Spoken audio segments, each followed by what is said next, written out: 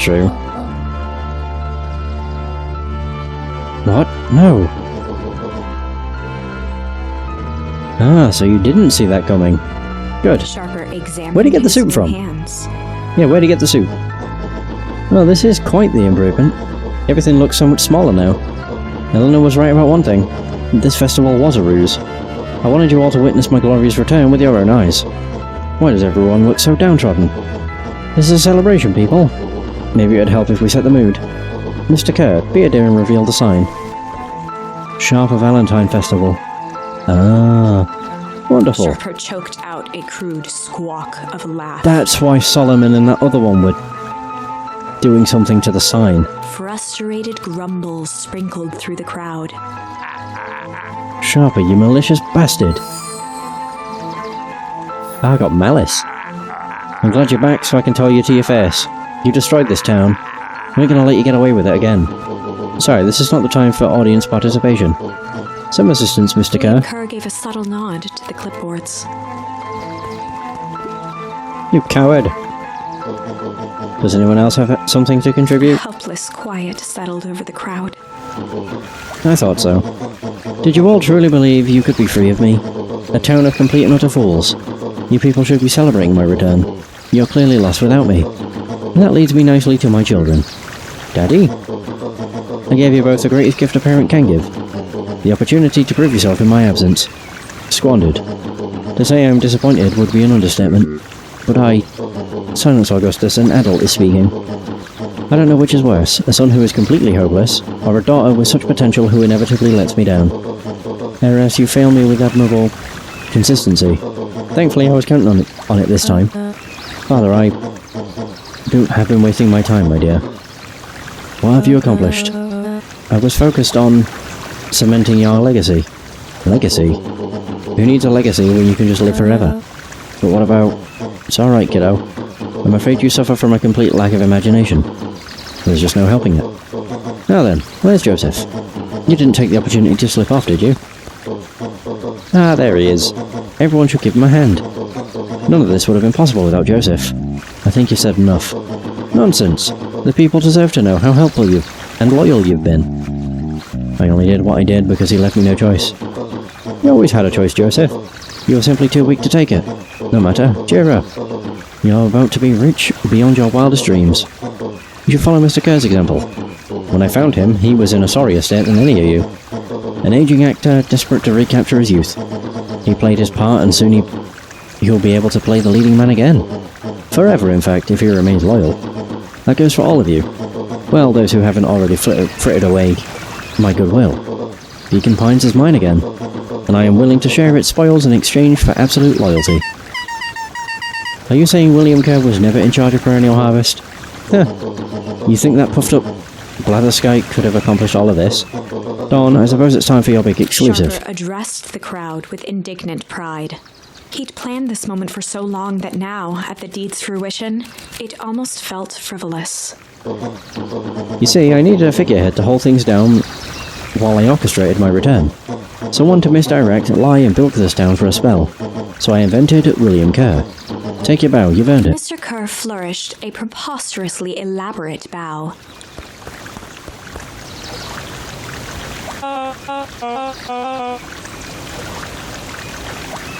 Patrick C. Montesquieu, thespian extraordinaire. At your service. Founder, I just want to thank you again for this opportunity. It truly was the role of a lifetime. Wait. So this Bill Kerr was a Pat C the whole time? Now that your secret is out in the open, what's to stop this town from rising up against you? Now that's the delicious part. Fear. Thanks to our clipboards, I know what each and every person in this town fears most, and I will make those fears manifest for anyone who steps out of line. The choice is simple. I'm not afraid of you. Ah, the young hero. I've kept a keen eye on you, boy. You and your friends made a habit of disrupting my plans. What a pity, if things would have gone a bit differently. You might have had your moment of triumph. But that's fate for you. You can't do this. No, but I can. I've won. Never underestimate what a great man can do given time. And now time is my plaything. Perhaps the most expensive thing I've ever bought, but well worth it. Sharper coughed up one final laugh and cracked his knuckles. Enough chit-chat. Let's get to work, shall we? The end. And so, Sharper set about remaking the town in his own image. The fertilizer factory soon reopened for business. Sales rose steadily as more and more farmers across the countryside began to swear by its miraculous properties. Beacon Pines became famous, a secretive town that, for the right price, shared its gifts with all. Gifts that became more and more necessary in a world where winters grew longer and longer. That they were causing. The end. That's also not great. This is wrong, but things are becoming clearer now. Mm-hmm. You can feel it, right? We can't let Sharper win. He might just be the key to this whole thing. Let's see. What the hell? What can I do? Oh, that's the end of that one. Aha! Malice. Okay, there we go. Windows to the soul. There was a malice lurking behind those eyes. Aha! There was a malice lurking behind those eyes. Like a trap ready to spring. Just run away. Luka felt the weight of Nuncreed's hand on his shoulder. Something wasn't right. He didn't know why, but something was telling Luka to get out of there. Yeah, just run.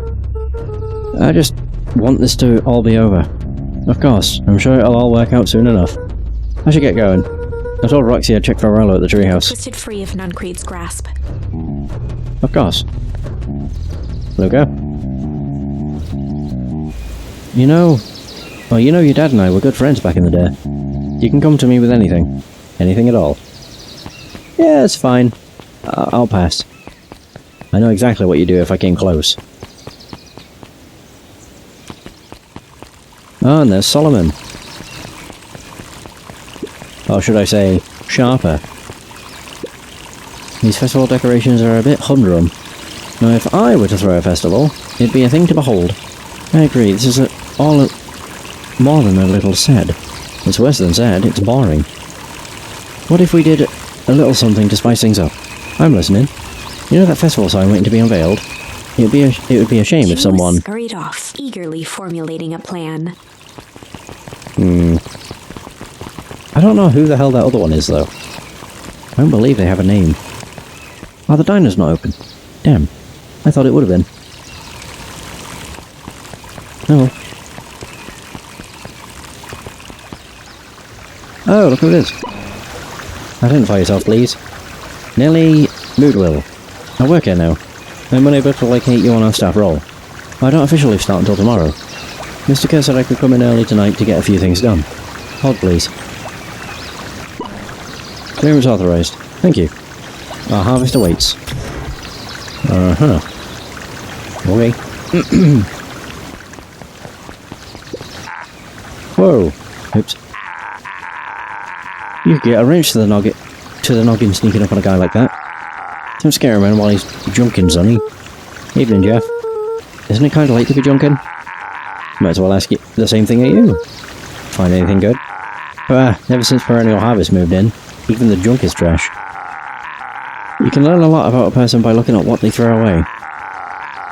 With this bunch, it's all shredded paper and coffee cups. Well, I'd better get going. Didn't see nothing if you didn't see nothing. See what? Exactly. Okay. Oop. So I guess we're going to the treehouse. I don't need to do anything here except caught everything. As far as I know. I wanted to do the diner minigame, but maybe I did all those. Rollo? He aired a long holler into the woods. Rollo!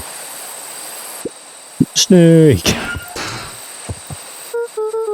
Rollo, wherever you are, I hope you're okay. Luka felt his eyes getting heavy and plopped into the beanbag. He conceded to its lumpy embrace. And fell asleep. There we go. Easy enough. Once again, Luka found himself in a vast black expanse. Another, nightmare. This time, he knew exactly where to go. He took a single confident step forward. The world flickered and pulsed. He found himself standing in front of the frigid air of a blazing campfire, the source. He plopped down cross-legged and gazed into the cold flame, waiting. Soon enough, the fire began to die out, popping sporadically, until all that was left was a single ember. Luka stood up and dusted himself off. He plucked the glowing ember from the cold ash, examined it, and slid it into his pocket. A keepsake. The voice of his father spoke behind him. "You made me proud, Buckaroo." Luka turned to face him. "Dad, what is this place?" A warm grin grew across his father's face. "A place where everything that has been and everything that could be all wait together." Luka found himself staring at his father's face, trying as hard as he could to memorize every single detail. Wait? For what? Another voice spoke out as Luka's doppelganger stepped forward. Now the doppelganger's back. "That's up to you." Without knowing why, Luka began to weep. Is any of this real? Are you real?" Luka's father bent down to smudge away a tear. "Of course. I'm as real as the part of you that misses me."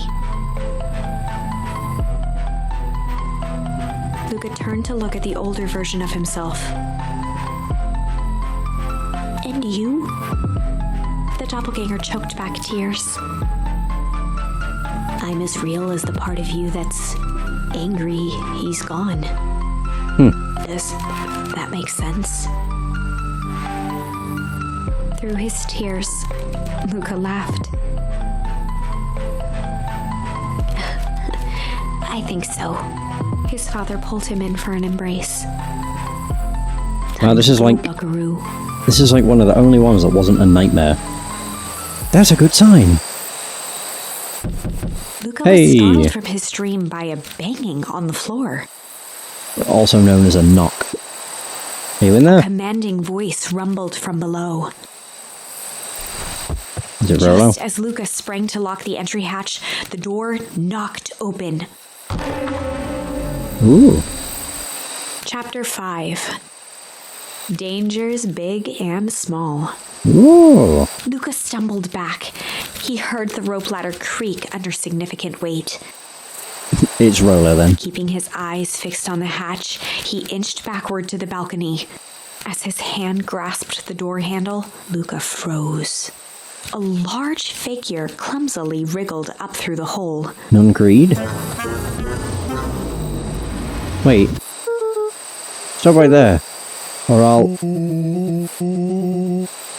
Oh my god, it's Rolo. What? Sheesh, I know it's dark and all, but I figured you'd recognize me. Who are The you? large figure cocked its head inquisitively. It's me, Rolo. Stop now or I'll clobber you with a baseball bat. Whoa, whoa, whoa. Take it easy. Luka, you need to get your eyes checked. It's me, Rolo. Nice try, but I know you aren't Rolo. You're like one of his random uncles or something. Where is he? Uncle?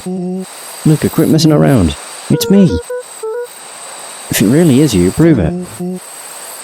Flaming chicken coop, Luka. Luka's jaw dropped. Why is he older? He peered more closely at the man standing in front of him. Something about him was undeniably Rolo. But he's older. Only bigger, older, Stronger. Faster. changed. What the hell? How? What happened to you? When I was running away, I ran into more people in those yellow suits. They grabbed me and dragged me away. What? Where did they take you? Dunno, they threw a bag over my head. It was cold and smelled like a swimming pool. I think it was an underground lab or something. They made my hands all big. Look. Rolo proudly presented his hands to Luka. Pretty sweet, right? I mean, it wouldn't be my first pick for a superpower. But beggars can't be choosers.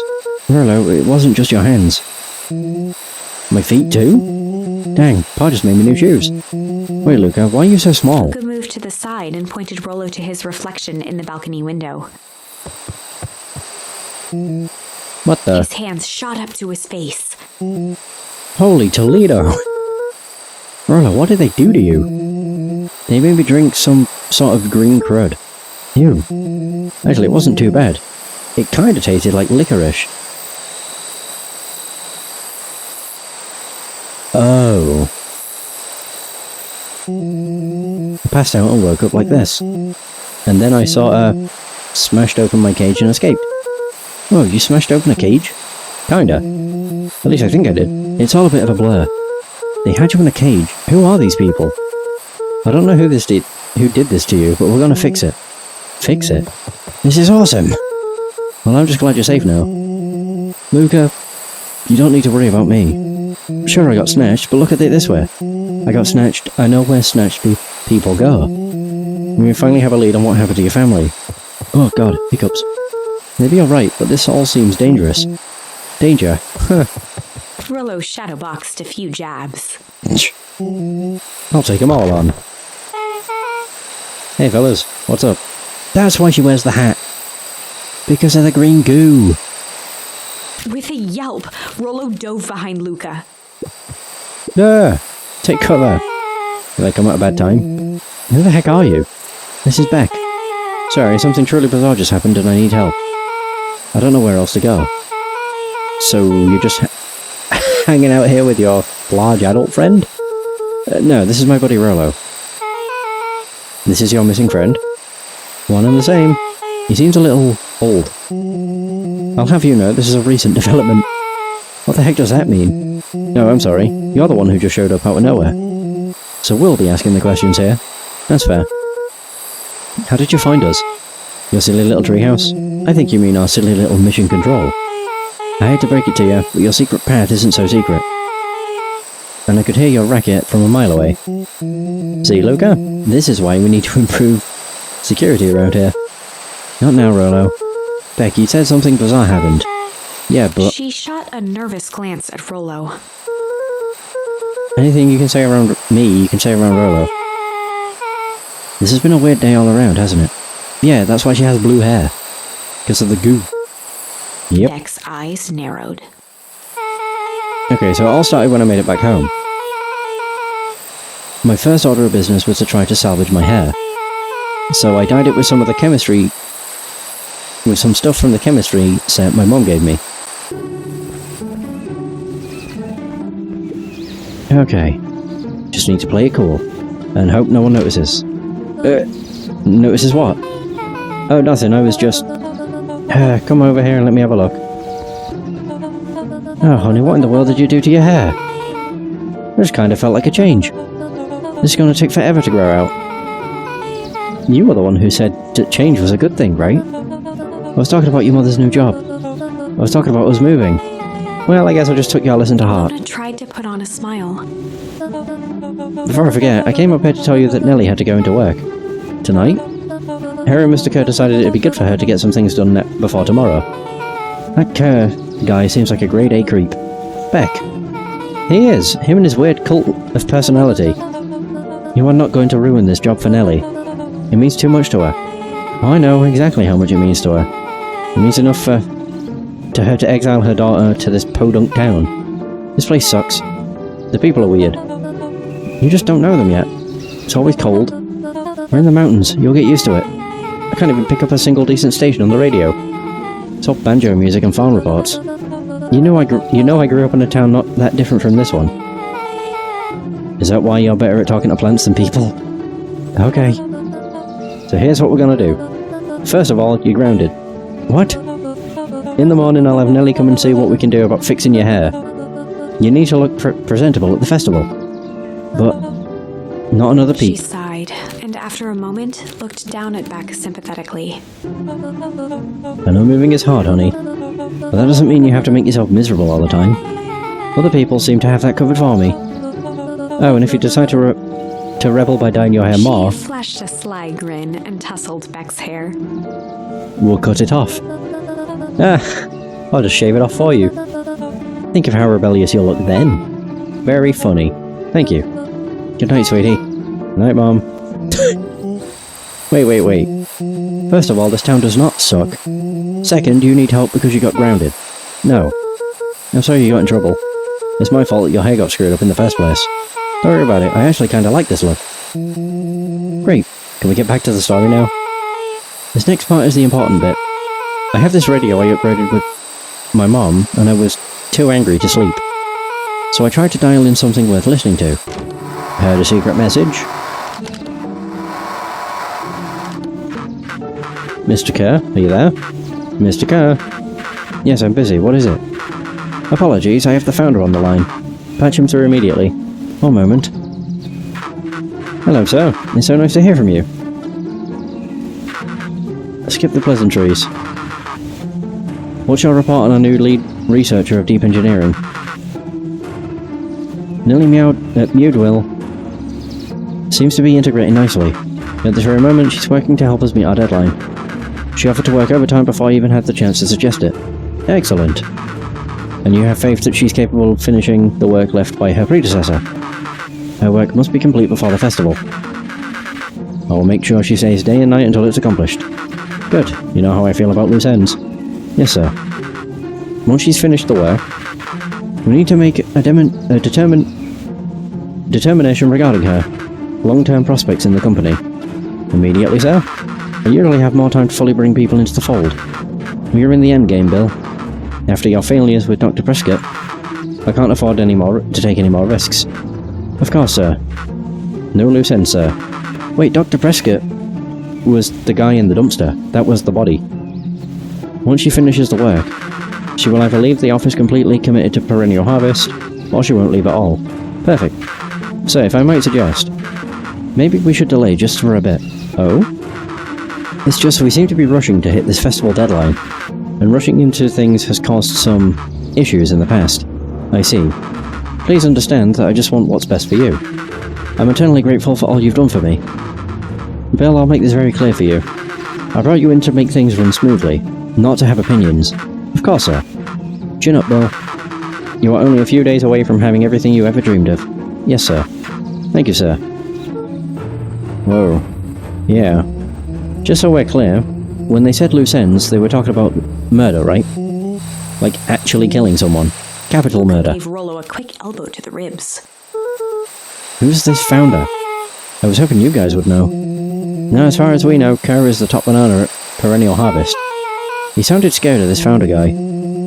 So we have an even topper banana on the field. What the hell is my mum caught up in? Has she talked about the job much? Not really. She said she was going to come in and continue the work of someone she respected. Luka, do you think that body at the warehouse was the person Beck's mom came to replace? That'd make sense. Beck, it seems like Nellie's predecessor got, loose-ended. I'm getting that impression. Okay, so we need to get your mum out of there before the festival happens. That's 2 days away. Won't she just come home after work? The creep on the radio said they were going to hold her there until then. So if she's not coming out, we gotta go in and get her. Flicked a large sheet of paper out of her pocket and slammed it on the floor. Maybe this'll help. You have blueprints? Well, it's really just a welcome map for my mum's PH orientation day. But it shows the layout. Sure looks like blueprints to me. Look, here's the reception area. There's a big room marked Founder's Office. It even has the exits marked. Guys. We have a deadline. We have an objective. We have blueprints. You realize what this is, right? Rollo started to wiggle with excitement. He's just a big child now. I think we're heisting. This is officially a heist. Ooh. Chapter 6. The Heist. Ooh. They spent the night's end huddled around that small map, Plotting and formulating a plan to planning. infiltrate the headquarters of Perennial Harvest. It would be no small feat, a modern facility equipped with all manner of technology. Not to mention the swarm of clipboards that would most certainly be scattered throughout. True. By the time the sun began to peek through the car window used as a makeshift balcony door, all were in agreement. This could just work. The final day before the festival would be used to prepare. They'd need to pool every resource at their disposal, pull every favor with a thread. Even enlist some unsavory characters around town with important tasks only they were suited for. Ooh. Luckily, there was enough ill will and mistrust toward Perennial Harvest that alliances could be found at a bargain. That's true. Luka, Beck, and Rollo rubbed their eyes as they exited the treehouse. They hadn't slept at all that night. There was no time. The festival was to begin in one day, and they each had their assignments. Is no one going to question that Rollo's massive? Alright, quick recap. Rollo, you're going to talk to Roxy. Cordially. Without her in fits, this whole thing could go bust. Me, Cordial is my middle name. Uh-huh. And how do you plan to explain your new... Looked vaguely at Rollo's sizable figure. circumstance? Well, she'll be so happy I'm alive she won't even notice. Beck snorted an involuntary giggle. And Beck, you're sure? Elena won't just shoot this whole thing down when she hears it. She'll listen. Once she understands the danger Nellie is in, the danger we're all in, the plan will make sense. Okay. That leaves me with Jeff. Then Iggy. How are you gonna persuade him?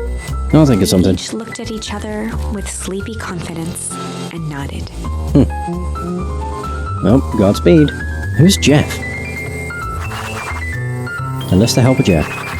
Unless the help of Iggy and Tish. Jeff. I don't know who Jeff is. Are you Jeff? Oh. Jeff's the sloth. Yeah, I just remembered. Can I go in the diner?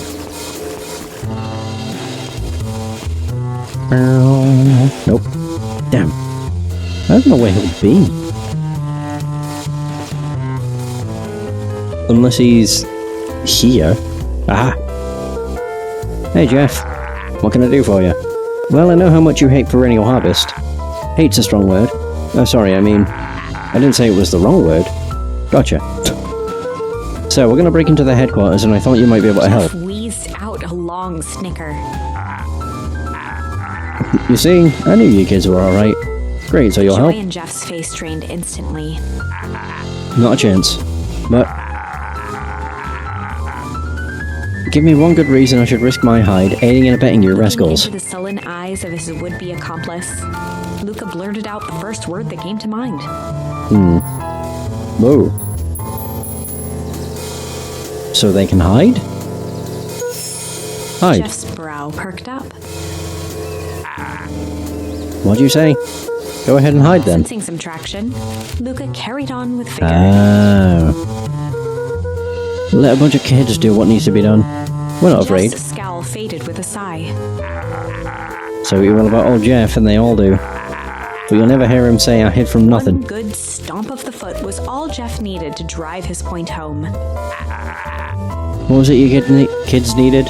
Some sort of disguise. I've got just the thing. While we're at it, that crate should come in handy. This ain't gonna be free, you know. I'm thinking 5 bags of sour gobs should do it. I should cover it. Put it on my tab. Luka offered out his open hand to seal the deal. With a firm and dusty grip, Jeff reciprocated. Done. Swing by first thing in the morning. Nice. Now we just need to find Iggy and Tish.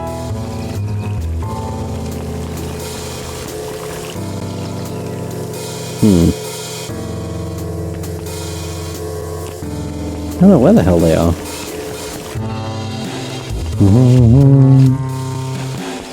Well, the only place I've really seen them is outside of Perennial Harvest. And that's about it. Unless they're over here. Aha! Hey Tish, look who it is. Luka, are you here to try and tickle us to death again? Look, just hear me out. Raised an eyebrow suspiciously. We're listening. Iggy, I know we've both been giant bags of malice. Giant bags of shit. Shit to each other. He gave a reluctant shrug. You're not wrong. But lately life has been kinda... Strange?